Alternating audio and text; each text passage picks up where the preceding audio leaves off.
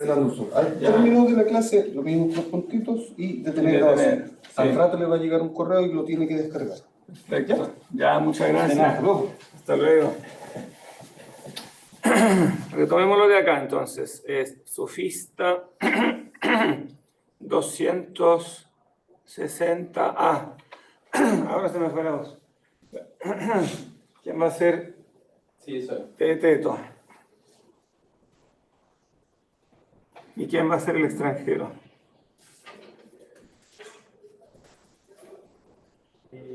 Yo el extranjero. Ya, perfecto. Parte un teto. Parte entonces, observa entonces. Así, ahí.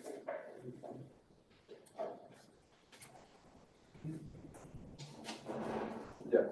Observa, entonces, hasta qué punto fue oportuno que lucháramos contra aquellos y que los obligáramos a admitir que tal cosa se mezcla con tal cosa, con tal otra. En cuanto a qué, dice Teto, en cuanto a sostener que el discurso es para nosotros uno de los géneros que existen realmente. Privarnos de este equivaldría a privarnos de la filosofía, lo cual sería tremendo. Pero, en realidad, ha llegado el momento en que debemos ponernos de acuerdo acerca de qué es el discurso. Pues si excluyéramos en absoluto su existencia, no seríamos siquiera capaces de hablar. Y lo excluiríamos si admitiésemos que no hay ningún tipo de mezcla de nada con nada. Eso es correcto, pero no comprendo por qué hay que definir ahora el discurso. Quizás lo comprendas con facilidad si me sigues en esto. ¿En qué? El no ser se nos mostró como cierto género, uno entre otros, que está disperso por sobre todas las cosas.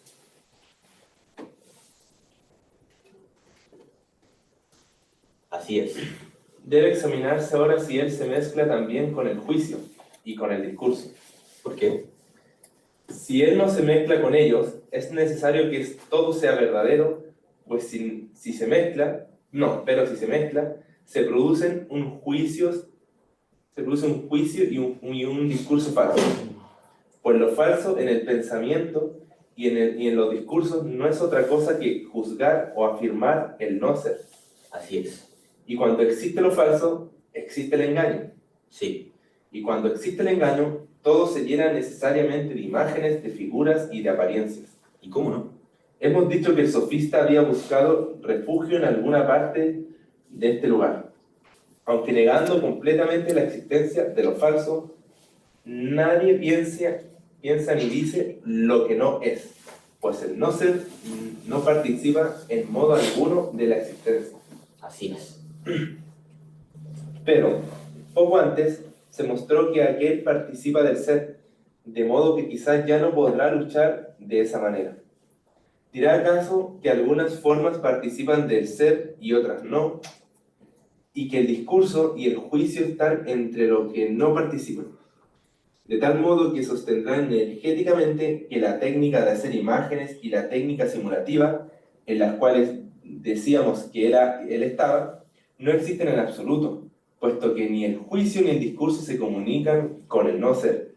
Y ocurre que lo falso no existirá en modo alguno si no establece esta comunicación. Por esta razón debe examinarse, en primer lugar, qué son el discurso, el juicio y la simulación. De modo tal que al ponerse esto en evidencia, veamos su comunicación con el no ser, y al verla demostraremos que lo falso existe, y al demostrarlo releguemos ahí al sofista si ya está condenado, o si los absorbemos, lo busquemos en otro género. Me parece, extranjero, que es totalmente verdadero lo que dijimos al comienzo sobre el sofista, que su género sería difícil de cazar. Eso muestra, en efecto, pleno de obstáculos, y cuando se defiende enfrentándonos con uno de ellos, debemos luchar primero contra este, para poder luego alcanzarlo a él mismo. Apenas superado el obstáculo que afirmaba que el no ser existe, nos obstaculiza con otro, y es preciso demostrar ahora que existe lo falso en el discurso y en el juicio. Y después de este vendrá quizá otro, y luego otro más, y, según parece, nunca se vislumbrará al final.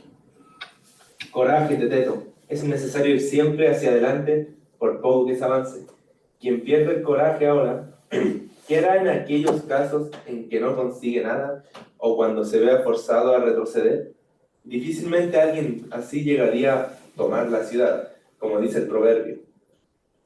Pero como ya se ha superado eso que tú dices, noble amigo, lo cual fue para nosotros la fortaleza mayor que hemos conquistado, el resto será fácil y de poca importancia.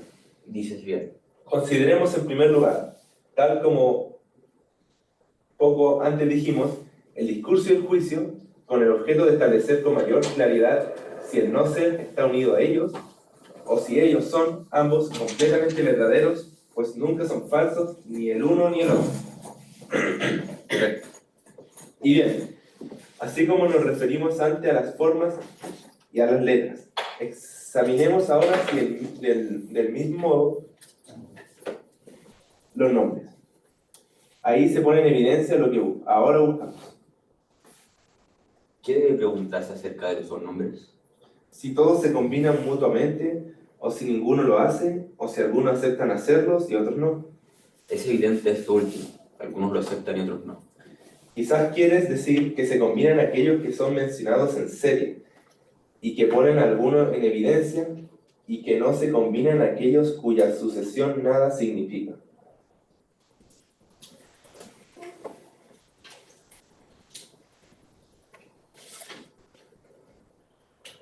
¿Qué quieres decir con eso?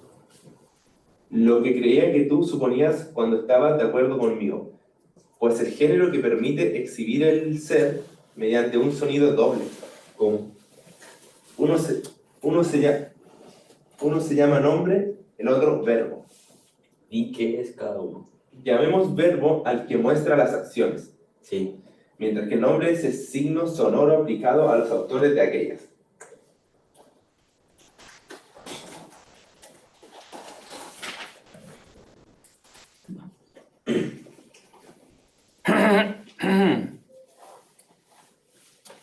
Perfectamente.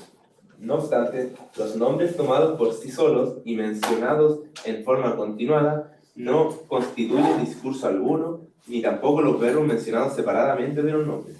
Eso yo no lo sabía. Es evidente que cuando decías que estabas de acuerdo conmigo, tenías en cuenta alguna otra cosa, porque eso era lo que yo quería decir, que no hay discurso cuando estos son mencionados así en forma continuada. ¿Cómo? Por ejemplo, camina, corre, duerme. Y otros verbos que significan acciones, aunque se los diga en serie, no constituirán por ello un discurso. ¿Cómo lo harían? Y, a su vez, si se dice león, ciervo, caballo, y se mencionan aún otros nombres de los autores de aquellas acciones, tampoco surgirá un discurso de esta serie, pues ni en este caso ni en aquel lo pronunciado enunciará acción ni inacción, ni la esencia de un ser ni de un no ser, hasta que no se unan los verbos a los nombres. En ese caso hay acuerdo y la primera combinación produce directamente el discurso, incluso el primero y el más pequeño de los discursos. ¿A cuál te refieres? Cuando se dice el hombre aprende, ¿dirás que este es el discurso más pequeño y primero?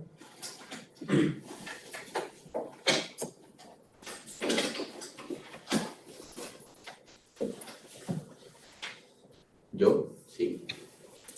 Pone en evidencia, en este caso, en cierto modo, cosas que fueron, que son o que serán. Y no se limita a nombrarlas, sino que ofrece cierta información gracias a la combinación de los verbos y los nombres. Por eso decimos que él no solo nombra, sino que afirma. Y para este complejo, proclamarlos el nombre de discurso. Correctamente. Así, del mismo modo que algunas cosas se combinan mutuamente y otras no, también en lo que respecta a las significaciones sonoras, por su parte, algunas no se combinan y otras sí, dando de este modo origen al discurso. Por completo. Permíteme un pequeño agregado. ¿Cuál? Cuando hay discurso, ¿es necesario que este sea discurso de algo? Pues, si no es de algo, es imposible. Así es. ¿No es preciso entonces que sea de un tipo determinado? ¿Cómo no? Dirijamos la mirada a nosotros mismos. Sí, es necesario. Yo te diré un discurso que reúne una cosa y una acción mediante un nombre y un verbo. Tú me dirás sobre qué es el discurso. Así será, dentro de lo posible. Teteto, siéntate. ¿Es acaso un discurso? No, Un gran discurso. no, ¿Es acaso un gran discurso? no, es intermedio. Tu tarea consiste en decir sobre quién es de... Más que intermedio, porque en intermedio aquí no significa mucho. La palabra metrios significa mesurado. Es un discurso mesurado, o sea, Claro. como corto. Tu tarea consiste en decir sobre quién es y de qué habla. Es evidente que es sobre mí y de mí. Y este otro, ¿Cuál? Teteto, con quien yo estoy hablando, vuela. También respecto a este no se podría decir sino que es sobre mí y de mí. Pero decimos que es necesario que cada discurso sea de un tipo determinado. Sí.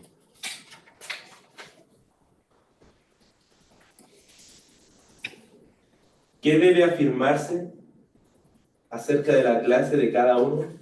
Que uno, en cierto modo, es falso y que el otro es verdadero. De ellos, el verdadero dice acerca de ti cómo son las cosas. ¿Y cómo no? Y el falso dice cosas diferentes de las que son. Sí. Dice entonces lo que no es, como si fuera. Caso. Dice acerca de ti cosas realmente diferentes, pues decíamos que de cada cosa mucho es lo que hay, pero también es mucho lo que no hay. Completamente. El segundo discurso que nos dice sobre ti es, en primer lugar, y según lo que definimos, que ha de ser un discurso necesariamente uno de los más breves. Así nos pusimos de acuerdo.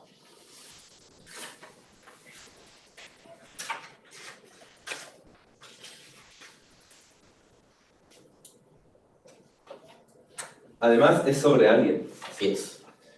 Si no es sobre ti, no es sobre ningún otro. ¿Cómo lo sería? Si fuera sobre nadie, no sería en absoluto un discurso, pues ya se ha demostrado que es imposible que haya un discurso que sea sobre nada. Es lo más correcto. Decimos acerca de ti algo diferente como si fuera lo mismo, y lo que no es como si fuera. Parece que absolutamente es a partir de una unión de este tipo de verbos y de nombres como se produce real y verdaderamente el discurso falso.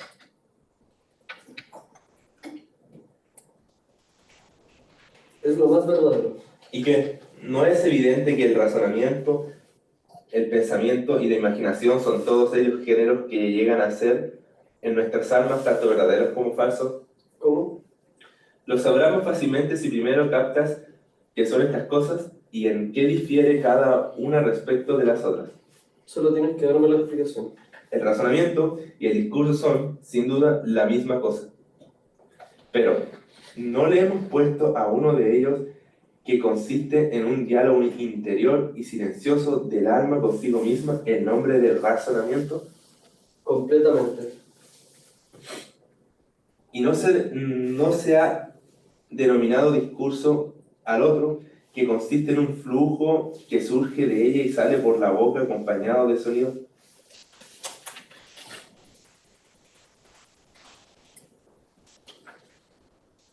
Es verdad. Y sabemos también que en los discursos hay ¿Qué? afirmación y negación. ¿Lo sabemos? Cuando esto se lleva a cabo en el alma, silenciosamente y mediante el razonamiento, ¿tendremos para designarlo otro nombre que pensamiento? ¿Tendrías? ¿Cómo? ¿Cómo habría que tenerlo? Detenerlo. Y cuando ella se presenta a alguien, no de por sí, sino a través de la sensación, ¿habrá una forma más correcta de denominar a esta experiencia que con el nombre de imaginación? Ninguna.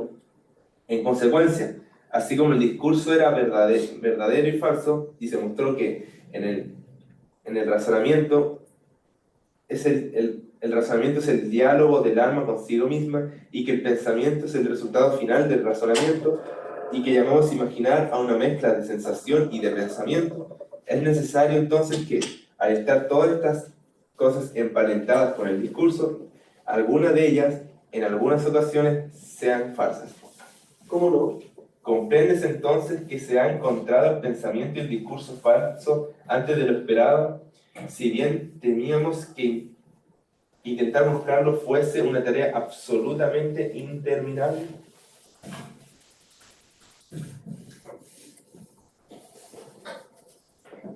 Comprendo. No nos desanimemos respecto de lo que aún nos falta, ya que esto ha quedado en claro. Recordemos las anteriores divisiones según las formas. ¿Cuáles? Habíamos dividido en dos formas la técnica de hacer imágenes, la figurativa y la simulativa. Sí. Y habíamos dicho que resultaba problemática la ubicación del sofista en una de ellas. Así era. Y cuando enfrentábamos ese problema, nos invadió un vértigo aún mayor al aparecer el argumento que cuestionaba todas estas cosas, según el cual no había en absoluto ni figura, ni imagen, ni apariencia, pues lo falso no existe de algún modo, nunca, ni en parte alguna. Esa es la verdad. Pero ahora se ha mostrado que hay tanto discurso como pensamientos falsos. Está permitido que haya imitaciones de las cosas y que de dicha disposición surge una técnica engañadora. Está permitido. Y que el sofista esté en una de estas partes es algo sobre lo cual ya nos pusimos de acuerdo antes. Sí. Ahora, dividiendo en dos al género propuesto, intentemos avanzar nuevamente siempre según la parte derecha del segmento, conservando lo que se comunica, lo que se comunique con el sofista, hasta que lleguemos a despojar a este de todo cuanto tenga en común, y dejemos su naturaleza propia para exhibirle especialmente a nosotros mismos, y luego a quienes naturalmente se encuentren más próximos por su origen a este tipo de método. Sí, paremos un ratito porque aquí como que termina este excurso sobre el discurso. ¿Sí? Platón, en alguna manera, lo que trata de retratar es que en algún caso el sofista tiene falta de razonamiento. En alguna medida, en cuanto éste dice cosas falsas, ya no tendría razonamiento, sino estaría con discurso. Pero el discurso refleja el razonamiento. Claro, como que la combinación del discurso, precisamente como que es una prueba adicional de lo que decía antes, que las formas tienen una trabazón, una combinación, ¿no? Una simploqué. Y eso se muestra en el discurso. O sea, en el fondo, en el discurso nunca puedes tener simplemente un sustantivo o un verbo, ¿no? Sino que tiene que ser una combinación de ambos, y eso es finalmente lo que puede reflejar la realidad. Entonces, el discurso falso es el nombre junto al verbo Todo eso enunciando cosas que no son. Es claro que no son, pero no que completamente no son. Porque en el fondo, claro, si tú dices Teto vuela, que sería como una afirmación de ficción, igual existe. Por eso dice, con esa frase aparentemente paradójica, este es verdaderamente un discurso falso. O sea, hay un discurso que es falso, pero como discurso es verdadero. Aunque no se ajuste a la realidad, como a las cosas como son, pero igual proyecta cosas, entonces tiene su propia realidad. Es como la realidad de lo falso, como la realidad de la ficción. Cuando tú cuentas la historia de Don Quijote, es un discurso falso, porque, digamos, no existe Don Quijote, pero es un verdadero discurso falso. O sea, verdaderamente tú proyectas una imagen, un contenido, y eso tiene su propia verdad, ¿no? O sea, en otras palabras, el discurso falso no es lo ininteligible, que sería como el no ser, ¿no? El no ser no se puede, no existe, por lo tanto tampoco se puede entender. Pero el discurso falso existe, porque se puede entender, y por lo tanto tiene su propio ser, ¿no? Entonces, en alguna manera, si el sofista, porque por lo que entendí, Platón trata de llevar al sofista que hace un discurso falso, ligado a las Claro. imágenes. Entonces, Claro. por ende, también tiene un pensamiento falso. y en consiguiente también tendría un razonamiento falso. No exactamente, no. Porque el razonamiento puede ser verdadero aun cuando no se ajusta, o sea, lo que dice no se ajusta a la realidad, pero tiene su verdad ficcional. Y entonces, este no ser, pero tiene un ser, ¿no? Y por lo tanto también tiene, claro, tiene un engaño, pero también tiene un valor como, o sea, en el fondo, aquí hay un juego con esto de que el sofista es un engañador, pero el engaño tiene su lado positivo. O sea, la ficción te engaña, pero te dice algo, es algo. Como un razonamiento propio.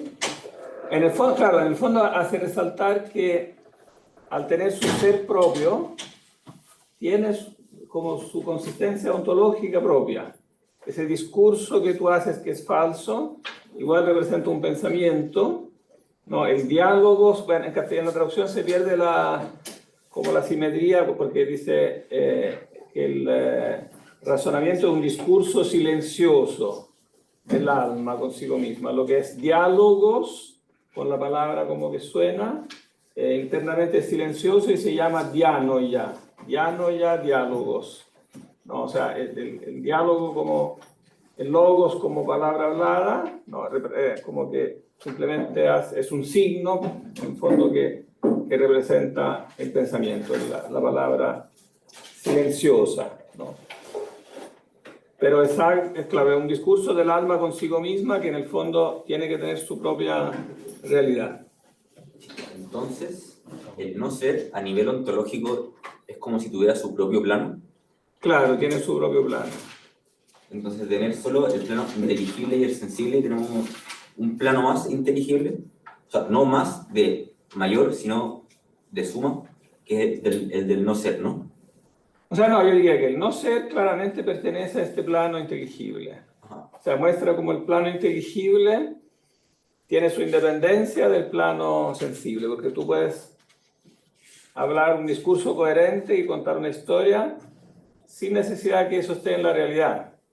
Entonces, el discurso no es que, o sea, la realidad inteligible reflejada en el discurso no es una mera como emanación de la realidad, sino que tiene su esfera propia. En el fondo es una demostración de la existencia de las ideas, porque muestra que puede existir una realidad inteligible incluso con cierta independencia, o sea, igual tiene su relación con las cosas empíricas, pero tiene su independencia, ¿no? Es una esfera independiente donde tú puedes armar un contenido inteligible sin que eso sea reproducción de algo, sin que muestre la realidad empírica como es, pero muestra algo, muestra un contenido. Entonces, en alguna manera, el sofista trata de ser un diálogo ontológicamente restrictivo. ¿Por qué dice restrictivo? En el sentido de que al no ser,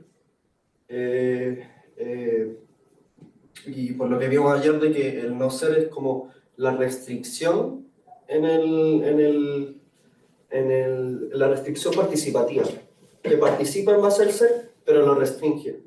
Entonces, en alguna medida, o sea, por lo que pienso yo al menos, es que el sofista, al decir cosas que no son, participan en todo este mundo inteligible, pero de manera restrictiva, en cuanto no es. Más que restrictiva, yo diría, es un ser que no es lo mismo que el ser empírico, y entonces tú puedes construirlo, o sea, el discurso tiene como su mundo propio, como su realidad propia, que está en un plano distinto al, digamos, al del mundo real, ¿no? Tú puedes mostrar las cosas como son y tienes un discurso verdadero, pero también puedes mostrar cosas que no son. Este poder como creativo, en el fondo tú creas Como la diferenciación. como una realidad fingida, pero que tiene su propia consistencia ontológica. Sí, admitiendo la existencia del no ser, ¿cómo sabemos que el vástago del bien tiene que ver con el ser y no con el no ser? Bueno, porque el principio, como el vástago viene como el principio del De todo. pensamiento, Sí. es como la luz del pensamiento, dice, es como la luz, ¿no? Entonces tiene que ser primariamente positivo. Claro, tiene que ser la idea del ser, no la idea del no ser. Pero el no ser también presenta estas características del ser en tanto hace que de este participen el resto de ideas, ¿no? Claro, ¿Y por qué admitimos que realmente lo empírico participa del ser y no participa del no ser? Si en realidad el ser y el no ser comparten. O sea, el bien podría decirse que no es mal. no, porque es al revés. El mal solo lo puedes definir como no bien. O sea, la idea positiva es la que viene primero, porque tienes que primero tenerla en mente para después negarla, pero negarla relativamente, ese es el punto. No la puedes negar absolutamente. No hay algo que sea absolutamente no ser, sino que el no ser, claro, significa que tienes el ser en la mente y relativamente a ese ser haces una negación, pero siempre considerando que esa negación es Es relativa. como la diferencia, ¿no? Es la diferencia del ser, claro, la diferencia ontológica, como la llamarán después. Entonces tú puedes pensar, por ejemplo, el ser finito por contraste al ser absoluto. Claro, Entonces el no ser, cuando tú piensas el no ser, siempre es un no ser relativo. Claro, no es nunca un no ser absoluto el que tú piensas.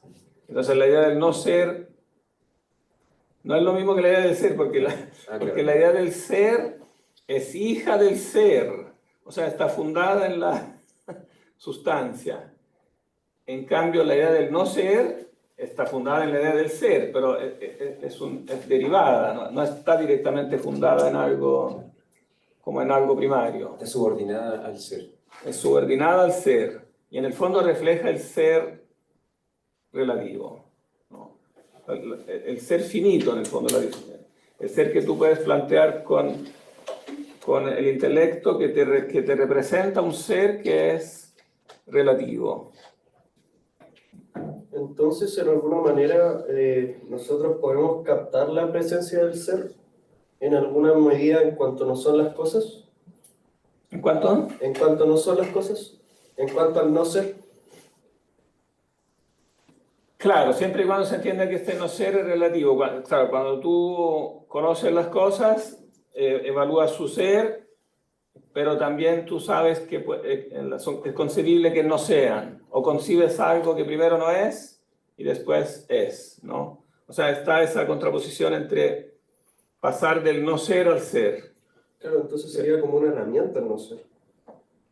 Claro, una herramienta conceptual que te permite conceptualizar que algo pasa del no ser al ser, pero eso que pasa del no ser al ser no puede ser el ser mismo.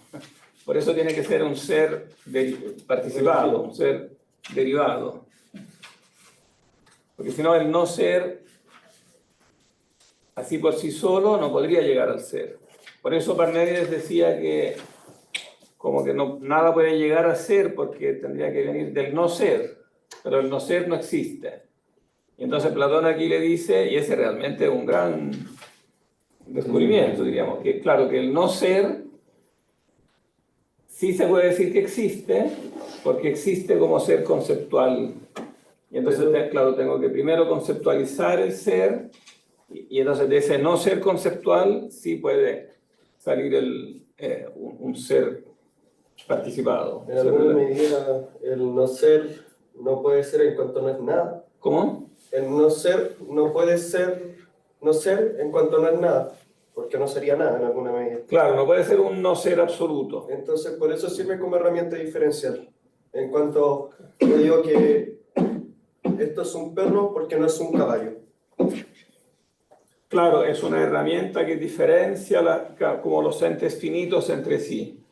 Pero además es una herramienta que diferencia el ser necesario del ser contingente. ¿Qué es lo que le falta a Parménides? ¿No? Es el descubrimiento, Platón, que hace del ser participado, pasando precisamente por el ser ideal, digamos, pasando por el ser de las ideas, ¿no? Que es un ser que es capaz de proyectar como la existencia de lo que todavía no es. De la diferencia del ser. De la diferencia, pero ya no como diferencia, como dijimos ayer, que hay como una doble diferencia. Claro. Una cosa es la diferencia entre los seres finitos y otra cosa es la diferencia entre como el ser en sí y los seres participados, que es como la diferencia de nivel que hace que la predicación misma del ser sea en un nivel diferente. ¿Usted cómo se llamaría la otra? ¿Cómo? La otra, el no ser participativo. Esa yo la llamaría la diferencia entre- ontológica, o sea, la diferencia entre el ser como tal y el ser participado. Y la otra la podrías llamar, no sé, diferencia específica, o sea, como diferencia entre las diferentes especies como dentro del ser finito. Ante eso, Platón, recuerdo una parte decía que al decir diferencia, entonces te abre una forma que es la diferencia, ¿no es cierto? Claro, la forma de lo diverso. Y después igual hay una forma entonces de lo parecido. Claro, de lo igual, de lo idéntico. Claro. Claro, pero de nuevo, una es positiva y la otra es negativa. No. Lo igual tú puedes decir que representa una identidad primaria. No, lo igual en sí. Y en alguna- Mientras que lo diverso, por esencia, representa la relación entre lo que es primario y, o sea, la diferencia en el sentido primario, antes de ser diferencia entre cosas particulares, es diferencia entre el ser en sí y los seres participados. Entonces, lo diverso también no tiene el mismo estatus como aparece acá, como de ser claro, un concepto primario que refleja una forma, como que la forma de lo diverso sería en el mismo plano que la forma de lo igual. Profe, pero, disculpe, ¿identidad no es un concepto medieval? ¿Cómo? ¿No es un concepto que como que surgió en la filosofía medieval, o en la época medieval? Identidad, no, aquí está claro. Identidad, sí. Claro, aquí está la forma de lo igual, ¿no? La forma de lo igual contrastada con la forma de lo diverso, y ambas, se dice que ambas como que cruzan todo el ser. Pero eso no es tan así, porque depende que si tú estás considerando el ser primario o el ser participado. Entonces, en el ser primario en realidad no está lo diferente, no se predica lo diferente del ser primario como tal, pero sí se predica de él el ser idéntico.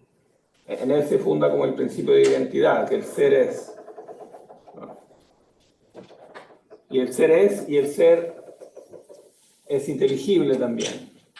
¿No? O sea, en el ser primario se da el ser y la inteligibilidad del ser al mismo tiempo. Entonces se podría decir que todas las cosas son idénticas en tanto derivan del ser primario. Claro, en su ser idénticas consigo mismas, en que, claro, ellas derivan del ser primario, en ser unas derivan del uno, dirían. Entonces, claro, esos dos predicados primarios positivos son los que en el fondo delatan como la descendencia de los seres del ser, ¿no? del ser en sí primario.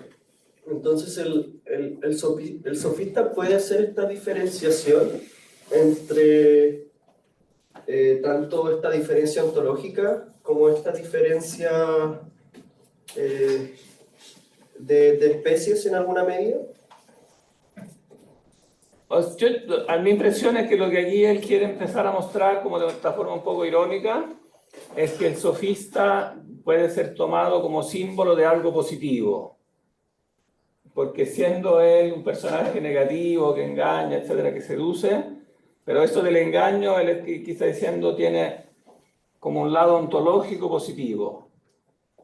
El sofista puede crear imágenes, y la imagen es algo, y entonces hay que verle el lado positivo. De hecho, en la interpretación neoplatónica hay un fragmento de Yámblico que yo anduve buscando, voy a ver si lo encuentro, donde él hace la interpretación del sofista como el demiurgo sublunar, el que crea imágenes, pero en el fondo este concepto de imagen En cuanto a la diferencia ontológica, lo que hace es representar como el ser superior.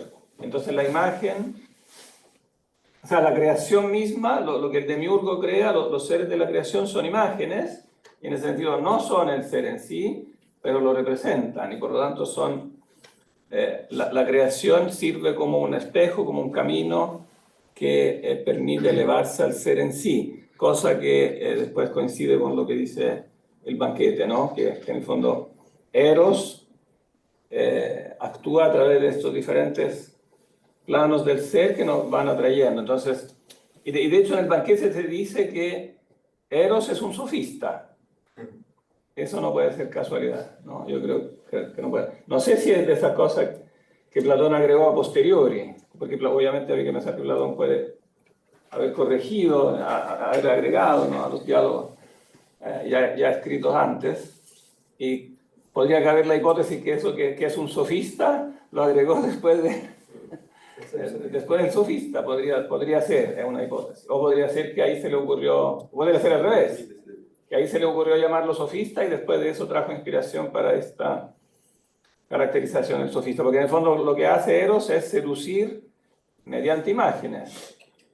Y entonces, claro, si tú la tomas por realidad, la imagen es un engaño. Si tú crees, por ejemplo, que el amor carnal, eso es la última realidad, eso es un engaño. Pero si tú crees que en cambio es un peldaño para subir al amor del alma, etc., entonces se transforma en algo positivo. Yo, entendiendo el no ser como diferente al ser, ¿no es también esta la definición de lo empírico? ¿Cómo de nuevo? Si entendemos que el no ser es, en tanto es similar al ser, Sí. no es lo mismo, es parecido pero no es lo mismo, ¿no es también esta la definición de lo empírico? Sí, claro. Porque precisamente para él lo empírico así lo caracteriza, como aquello que llega al ser. Pero entonces, ¿cómo? ¿Lo empírico es o no es? No es. Es que, claro, aquí se está reivindicando en el fondo que es. O sea, se está reivindicando el lado positivo del no ser, que para poder no ser tiene que ser imagen de algo, ¿no? Y entonces, como imagen, tiene su ser y entonces debe tener su función, su objetivo. Claro, no es simplemente que sea una degradación del ser, sino que puede ser vista en el aspecto positivo como camino hacia el ser. O sea, está vista en este aspecto dinámico. Claro, que es muy parecido a lo del simposio, ¿no? Lo que es corpóreo no es simplemente que sea lo malo, sino que es aquello que es imagen de algo superior. Entonces se ve como el lado positivo, que está hecho para...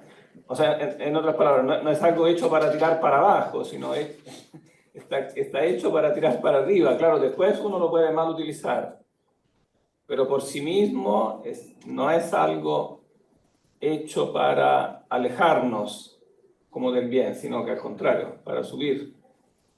En alguna medida, el sofista solo puede rondar en el mundo del ser imágenes. Claro, como que pertenece a este mundo del fabricar imágenes. O del ser imaginario, de alguna manera. Claro, del fabricar imágenes, que pueden ser, claro, figurativas, simulativas, después pasa ahí a clasificarlas. Y después, de hecho, en esta clasificación de las imágenes, hace una especie de teoría del arte, porque hay diferentes artes, porque algunas son figurativas, ¿no?, otras simulativas, entonces hay diferentes tipos. Entonces, en alguna manera, poniéndolo en cuenta, Platón piensa que el arte en alguna medida es un engaño. Claro, pero aquí está rescatando, yo diría, el lado positivo. Yo creo que también esto es un poco una retractación de lo que...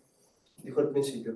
No, de la condena tan brutal que hace de los artistas en la República cuando dice que son simplemente... que es una cosa inútil porque es una copia de la copia. Porque las cosas... Entre paréntesis, esa es una pasaje importante de la República, no, pero seguimos la referencia. Una de esas referencias canónicas que habría que recordar. República creo que es 596,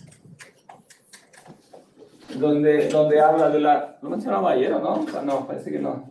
Donde habla de las 3 camas, que hay una cama ideal, bueno, que tiene que ver con este mismo tema del demiurgo, del que ahora va a hablar aquí en el sofista también. La cama ideal, dice allá, es la que está, dice, en la naturaleza, en P-Fusei.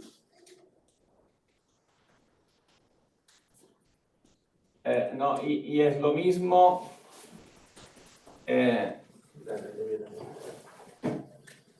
o sea, es lo mismo que la idea, que la idea de cama, que es una sola y que dice que la hace el demiurgo. La hace el demiurgo. Después la segunda cama, ¿cuál es? La cama del mundo real. Claro, la cama empírica, digamos, la cama del mundo real, como que la que hace, claro, el hombre. Bueno, y esa evidentemente son muchas camas. Como son muchas que copian el modelo, ¿no? Y después, claro, solo en tercer lugar está la cama del artista, que es, claro, que es, en el fondo es una copia de la cama empírica y por lo tanto no tendría mayor valor. Hay fotocopia de la obra real, así que hay otra. Sería, y después podría haber una fotocopia de la obra de arte, claro. Una Entonces, copia de la copia de la copia.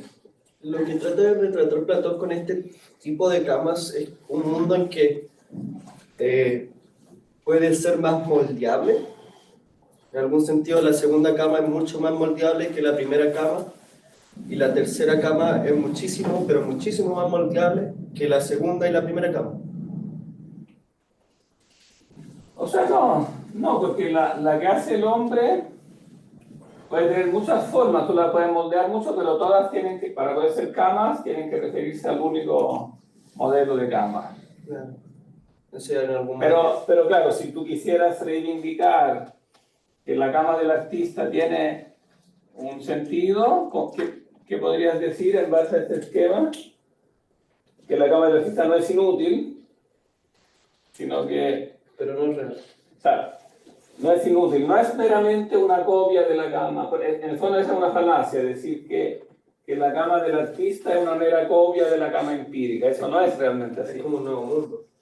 Claro, porque en el fondo, como está diciendo acá en el sofista, el artista lo que puede hacer es, en el fondo, crear algo, ¿no? Independientemente de lo que es empírico. El artista, claro, obviamente puede inspirarse en las camas reales, pero no es que esté amarrado a hacer copias, no es uno que hace fotocopias, el artista, no es una fotocopiadora. Lo que él hace es, claro, puede inspirarse en alguna cama real, como para escribir un poema puede inspirarse en alguna mujer real, pero el poema de amor sobre una mujer no es la fotocopia de esa mujer, sino que se remonta, en el fondo se remonta directamente a la idea. En la medida del artista. Claro, porque el artista tiene acceso directamente a la idea y lo que expresa, en cierta forma, es más cercano a la idea. O sea, el real lugar de la cama artística en realidad es superior al de la cama, porque está más cercano, Claro. está más cercano a la idea. Eso lo capta bien Aristóteles cuando dice que la poesía es más cercana a la filosofía. La poesía es lo más cercano a la filosofía porque trabaja con realidades ideales en el fondo.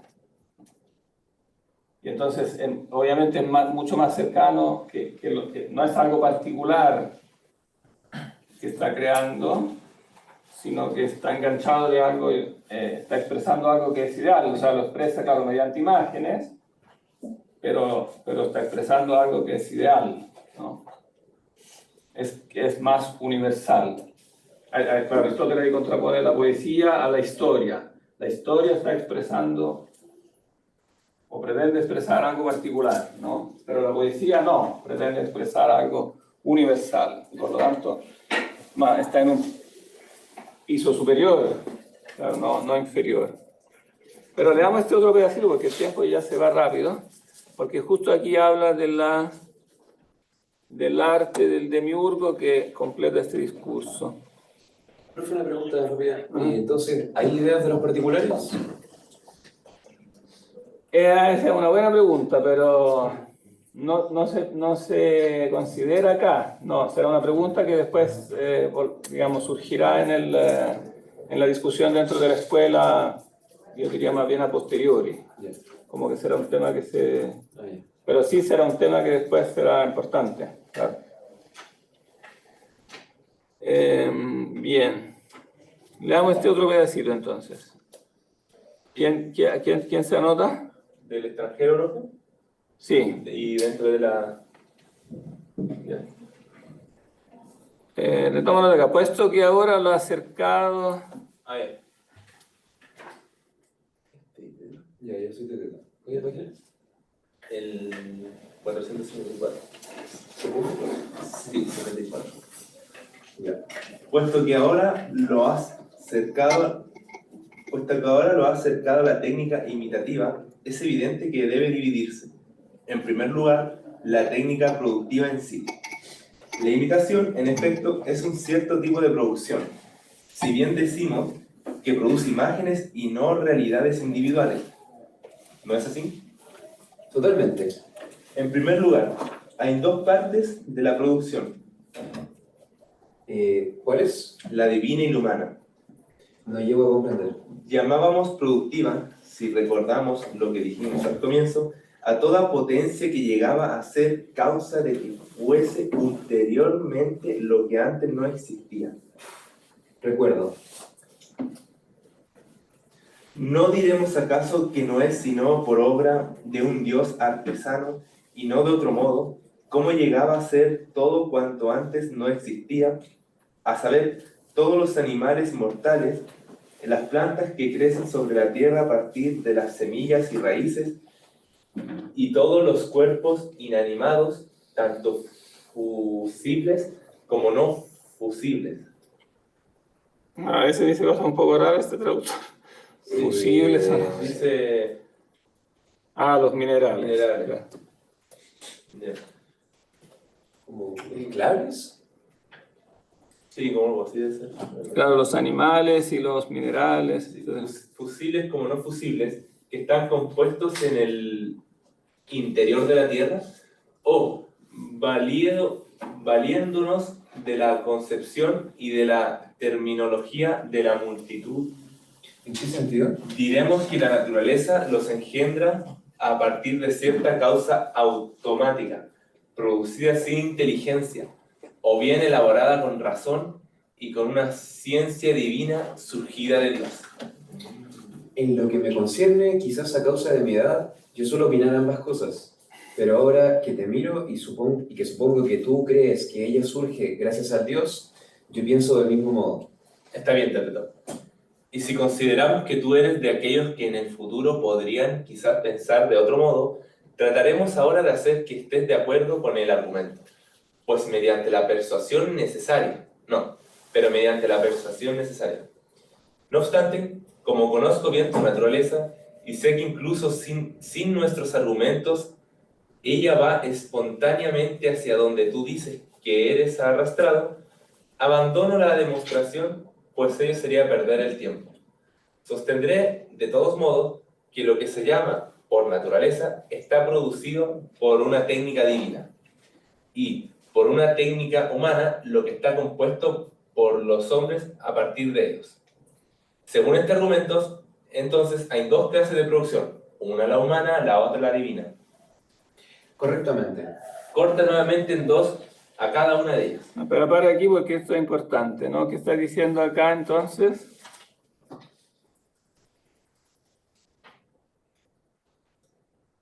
Como que el mundo natural es producto de un arte.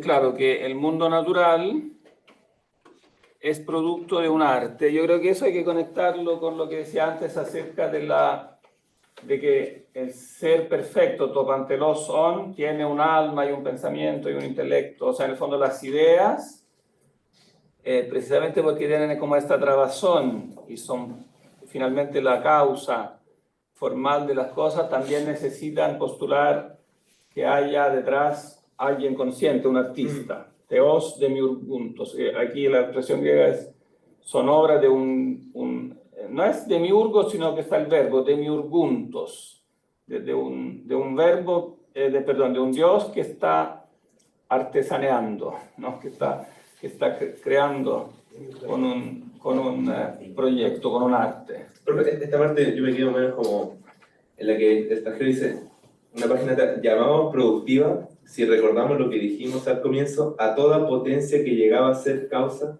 de que fuese ulteriormente lo que antes no existía. Ese ulteriormente como que está de más. Sí. De que fuese lo que antes, o sea, yo diría más bien, de que fuese después lo que antes no existía. Tiene una nota a pie de página Igual larga. Sí, podría...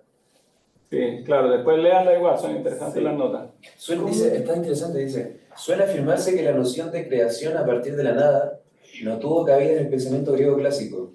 Sería ilusorio pretender discutir esta tesis, basada quizá en una interpretación un tanto desvalorizada del verbo poieo, hacer, en los estrechos límites de esta nota. Sea como fuere, Platón afirma aquí con toda claridad que lo producido no existía antes. Comfort ofrece la respuesta clásica: los materiales de la producción eran preexistentes. Por materiales de la producción eran preexistentes. Ya me perdí, pero parece que hay producción. Claro, ahí lo que pasa es que después en el Timeo Platón dice que cuando el demiurgo crea, igual lo hace de esta materia preexistente. Aunque después dice que esta materia preexistente es un concepto muy raro, es un concepto que no se entiende. O sea, claro, Platón entendió que había... Entonces, yo creo que se acerca a la creación de la nada. Claro, en ese sentido creo que va más allá de Aristóteles, porque se da cuenta que este concepto de la materia preexistente es un concepto que no cuadra. Entonces, claro, es una doctrina de la casi creación de la nada, yo creo. ¿No? Claro, no es del todo, pero se le acerca bastante.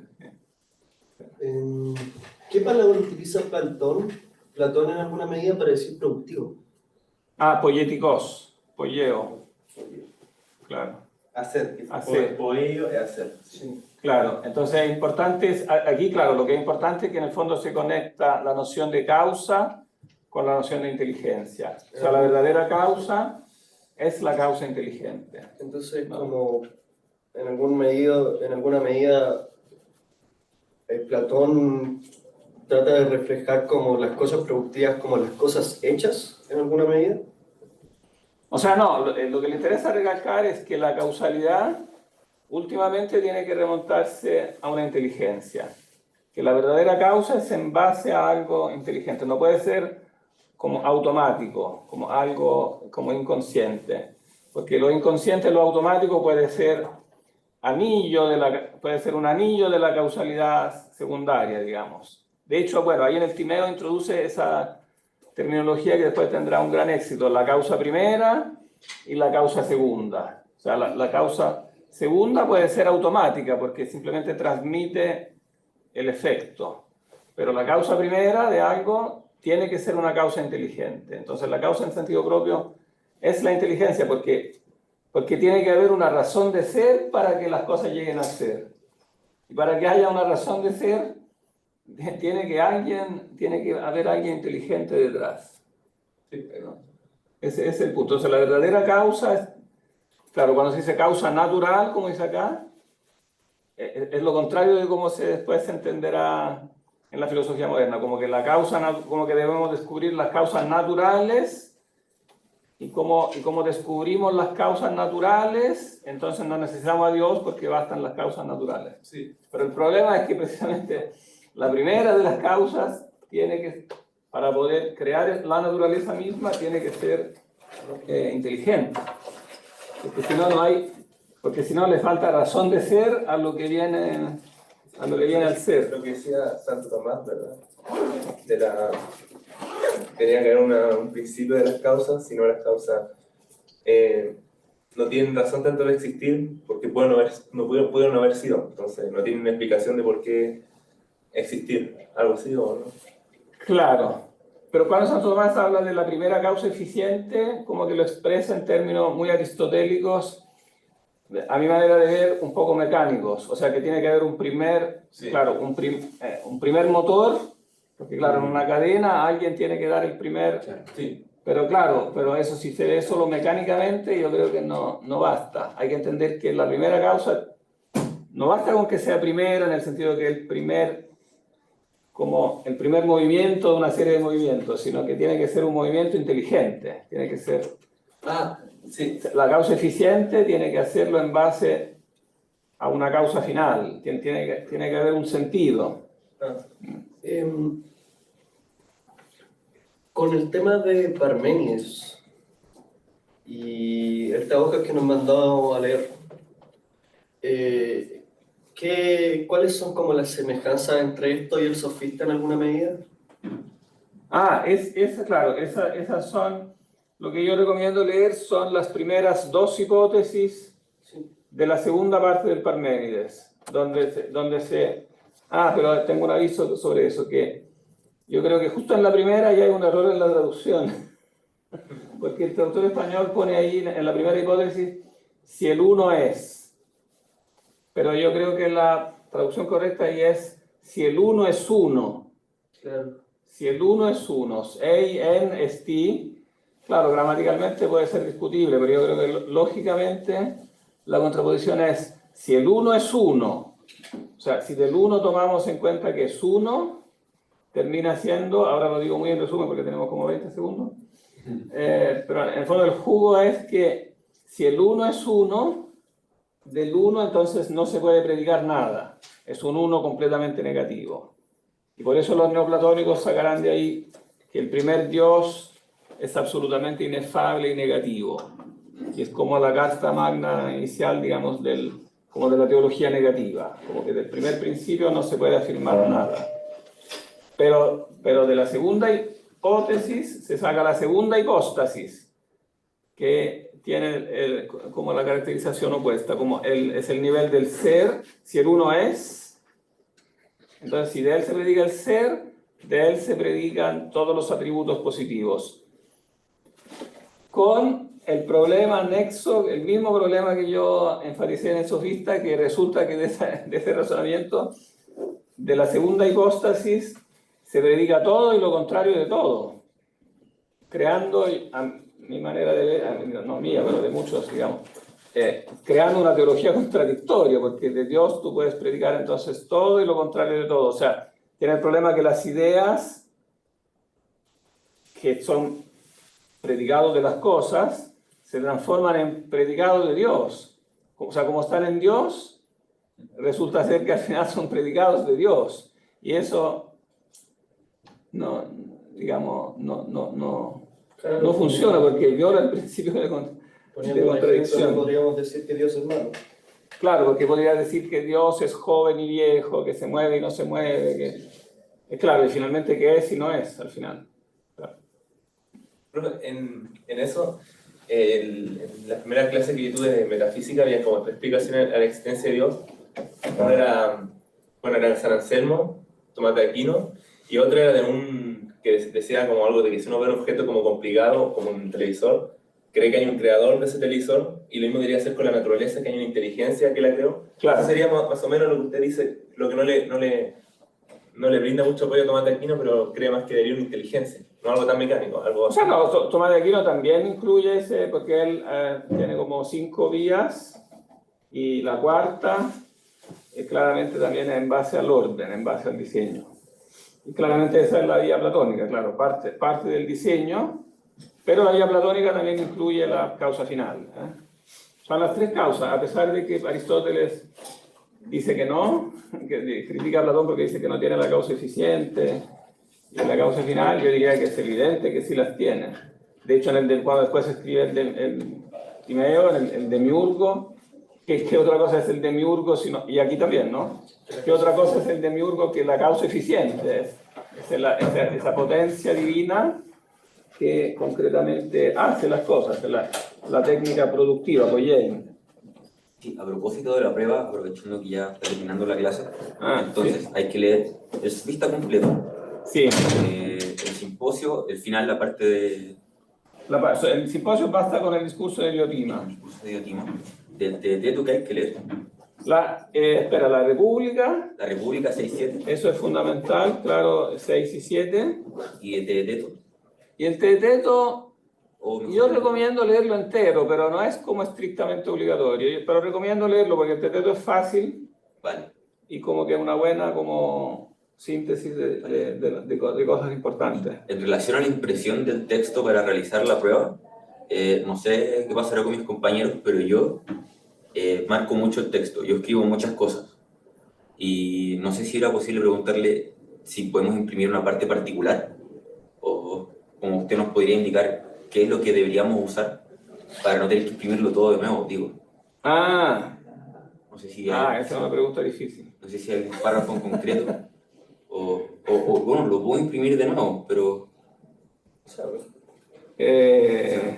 Claro, si tienen mucho escrito, yo creo que te va a tocar esa lata, sí. Imprimirlo todo, porque si es poco escrito, como por ejemplo, no sé, claro, es corregir la traducción. es que yo tomo apuntes ahí también. Claro, si tomas todos los apuntes ahí. O sea, no todos, pero sí. Vamos a traer el libro, ¿no? ¿Ah? Mejor traemos el libro. O lo otro sería, si no tienes anotado el libro, traer el libro, claro, podría ser una opción. Tú tienes el libro. Es que en mi caso, yo la impresión que tengo, no solo subrayo y tengo pocos apuntes, sino que también escribo lo que yo pienso sobre lo que dice Platón. Y como yo traduzco en mis palabras lo que dice, no sé si eso puede tomarse como apunte. Ya. Yo lo pregunto porque yo rayo mucho mi texto. Ya. Y no sé si usted prefiere que lo... Bueno, el rayado está bien. Pero claro, si están todos los apuntes ahí, eso la idea es que, claro, que no estén los apuntes, sino que esté solo el rayado y como hay alguna corrección, alguna como referencia. Profe, entonces, para la prueba, ¿podría uno traer el texto de Platón? Sí, podría tener el texto. Sócrates estaría decepcionado, eso sí. ¿Cómo? Sócrates estaría decepcionado, eso sí, ¿Por qué? porque No le va gustaba. en detrimento de la memoria. Pero en este caso no, porque el texto, digamos, en sí es bastante enredado. Entonces se necesita bastante memoria para después en una hora contestar una pregunta. Ahora, obviamente que si utilizan directamente lo que está ahí, las notas y eso, en ese caso tienen que indicarlo. Por ejemplo, estoy resumiendo lo que dice en esa nota, líneas tanto, qué sé yo, página tanto. Claro, Claro, evidentemente, digamos, no me preocupa que tenga tantas notas precisamente porque son tantas. Que si fueran pocas notas que van a lo esencial, serían muy fáciles de utilizar. Son notas eruditas.